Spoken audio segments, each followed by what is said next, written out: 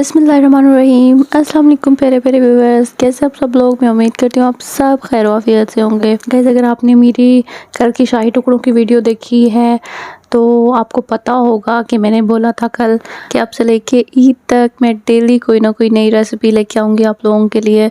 तो आज मैं लेके आई हूँ शीर खुरमा की रेसिपी। गाइस, ईद पे तो शीर खुरमा हमारे घरों में बनना ही बनना होता है, तो इसलिए आज हम बनाएंगे शीर खुरमा, लेकिन मेरे स्टाइल में। तो आपने वीडियो बिल्कुल भी स्किप नहीं करनी, पूरी वीडियो मेरे साथ रहना है। तो आइए चलते हैं अपनी रेसिपी की तरफ। हमने लेना है 1 लीटर फुल फैट मिल्क और इसको हमने कर लेना है बॉयल। जब एक बॉयल आ जाएगा तो फिर हमने इसकी आंच कर देनी है स्लो। और दूसरी तरफ हमने लेना है एक अदद पैन, उसके अंदर हमने लेना है 1 चम्मच देसी घी का।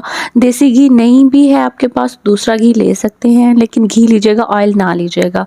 और इसके अंदर हम डालेंगे कुछ ड्राई फ्रूट्स, जिसके अंदर मैंने किशमिश ली है, बादाम लिए हैं, पिस्ता लिया है, खोपरा लिया है और छुआरे।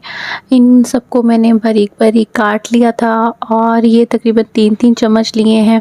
और इनको अच्छे तरीके से रोस्ट कर लेना है लो फ्लेम पे। बस सिर्फ 3 से 4 मिनट करिएगा, ज़्यादा ना करिएगा कि बिल्कुल जल जाए या ब्लैक हो जाए।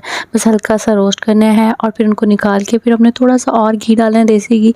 और उसके अंदर हमने डालने हैं 40 ग्राम सेवइयाँ, यानी कि 5 से 6 चम्मच बनते हैं ये। तो उनको भी हमने रोस्ट करने के लिए लो फ्लेम पे रख देना है। दूसरी तरफ हमने जो दूध रखा हुआ था ना, उसके अंदर हमने सारे मेवे जार डाल देने जो हमने रोस्ट किए हुए हैं। तो उसके साथ ही हमने डाल देनी है इलायची पाउडर और इसको मीडियम फ्लेम पे हमने पकाना है, गाढ़ा करना है दूध को।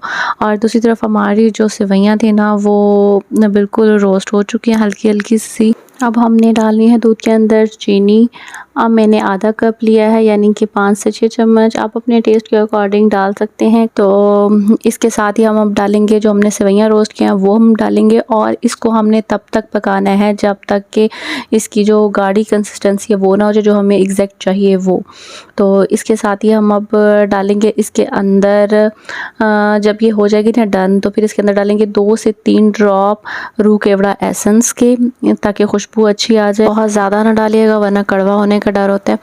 तो बस 2-3 ड्रॉप्स ही। तो इसी के साथ हमारा जो शीर खुरमा है वो बिल्कुल रेडी है। आप देख सकते हैं माशाल्लाह कितना परफेक्ट बना है और कितना खूबसूरत कलर आया है।